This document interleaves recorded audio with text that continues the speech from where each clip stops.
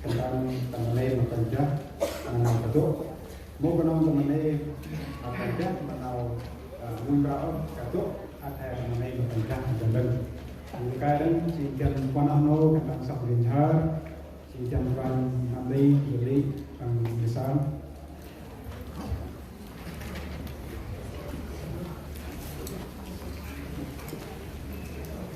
sebenarnya lawak randu dan hai kita soal hal ya kontamnya bukan wanda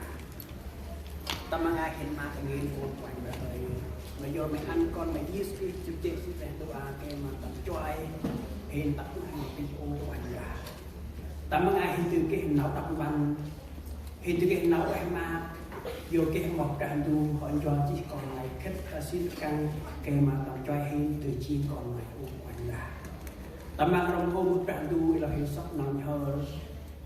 từ mày cũng treo mày mắt treo mày kiến gan tao tập năm hiện mày ăn nó quay win nấu con la thì cái là càng mà là chỉ ôm cả từ cuối năm sách đấy mà là gì